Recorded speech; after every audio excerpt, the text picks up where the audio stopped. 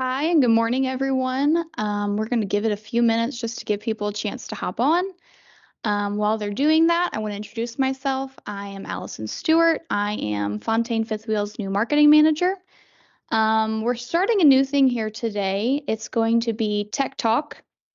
Once a month, about the third week of every month, we are going to be covering some different type of topic that Fontaine wants to put out a message on, and this month is cylinder mounting. So I'm going to hand it over to Dan Henderson. He is our technical service coordinator, and he's going to tell us about how to properly mount our cylinders today. Good morning, and thank you for attending the Tech Talk. Today, we're going to go over the proper installation of installing our air cylinder that actuates the fifth wheel to open the fifth wheel from inside the cab. One of the main reasons that we wanted to go through this is because we're having some issues out in the field with some of the cylinders not being installed correctly.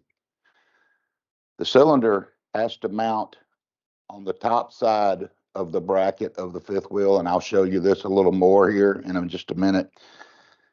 And it also has to mount on the top side of our secondary lock.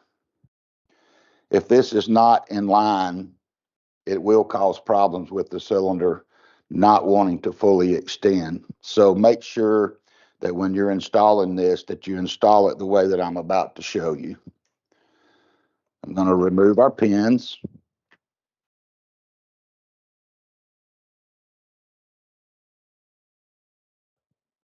What I was referring to, for some reason, when the trucks are being delivered new, these cylinders are being removed.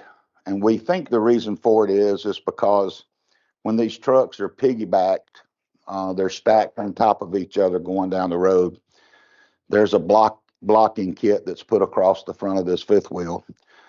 And I think they're removing these in order for them to keep from damaging the cylinder. So what ends up happening is they release one side to let it fall down into the fifth wheel itself. And during transport, this part's hanging down.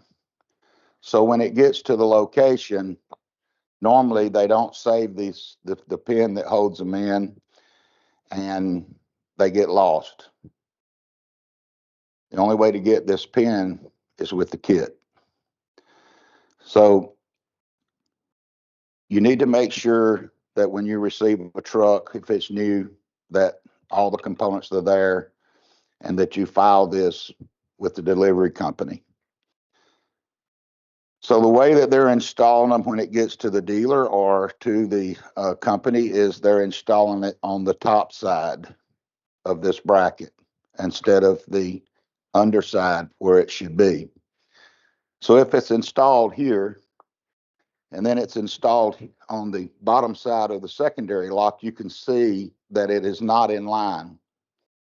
And that will cause some issues with the opening and closing of the fifth wheel. So we wanted to make sure that you saw the correct way for this to be installed. You want to install your pin, and it can be a little cantankerous to put in. Put your pin in. Make sure to install your washer and then your cotter pin. If I can get my cotter pin.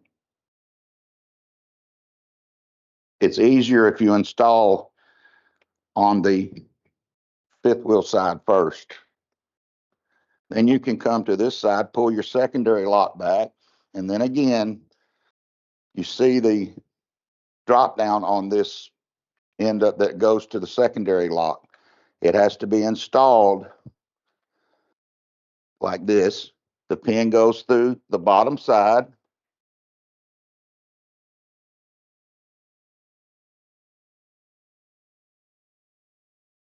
This is live. This is really how it is to get this in. Install your washer and then your cotter pin. As you can see, it's in alignment. the cylinder will operate as it should with it, like in this operation here. You need to make sure that anytime you're installing a cylinder that you check your pull handle. Sometimes during delivery or even out in the field, you will see a kink in this pull handle. If this pull handle is bent, it will not let the cylinder fully extend. So always make sure that your pull handle's straight. This valve here is a clippered valve. And the valve is readily available. I mean, it's a part number is JEV-F4M4. If you Google this online, you can find this. I mean, I looked it up this morning, and there was literally probably 10 or 15 different people that sell this. It's readily available at most hardware stores or part supply houses. Some of the other problems that you may see is that this valve will get broken off. And there again, the only way that you can get this valve is if you purchase the cylinder. So do a little Google search and see if you can find this valve readily available at your local store before you go replacing a cylinder. During some of the cold weather times, you may see that on the port side of this, if it gets frozen up, that it may not want to exhaust. You have an inlet and an exhaust port on this cylinder. Never apply anything, even though it's a threaded hole, to the exhaust side. You always want to plumb it to the inlet side of your exhaust valve. If you plumb it to this side, you're going to restrict the slow closing of the cylinder itself, and the fifth wheel is not going to want to snap closed. Cold weather can also cause other issues as far as the cylinder itself. And one of those being, if you have a lot of grease build up in the throat of this fifth wheel, and it is just caked up with grease, that grease becomes a very, very hard compound. It's got road grime, it's got salt, it's got water that has been frozen to ice in a lot of circumstances. So you want to make sure, especially if you're running an air cylinder, and really all the time, whether you do or do not run an air cylinder, you got to make sure that this throat area is kept clean. If it's not, then you could have some slow closing and slow opening. Most of the trucks now, they're going to have a sticker on the dash valve of the truck that is going to tell you to hold that 3 seconds. The stroke of this cylinder is kind of long, so you want to make sure that you hold that valve for 3 seconds to give the fifth wheel fully time for this to stroke. So that's just a little bit of the cold weather issues that you might see. One thing that I want to tell you to make sure that you do not ever do is put oil in these cylinders. This is a cylinder that we had returned from a customer that had low mileage on it, 150, 160,000 miles.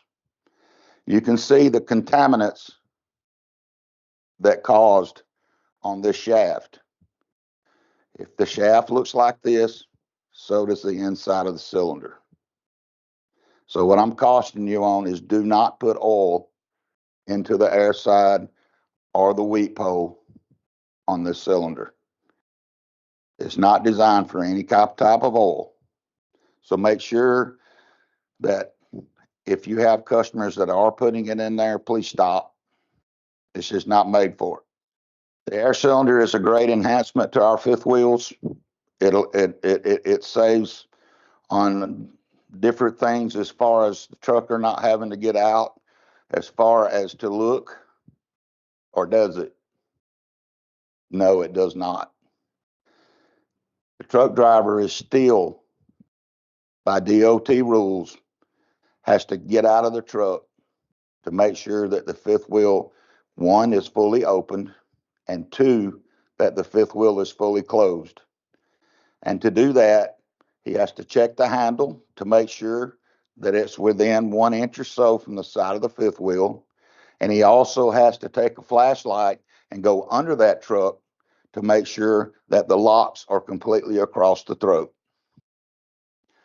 Never depend on just a pull test. If they're just doing a pull test, then they're not following DOT regulations. Okay, if you do by possibly have questions on this at a later date, you're welcome to visit our website at www.fifthwheel.com and just kind of search and look around at what we have available for you.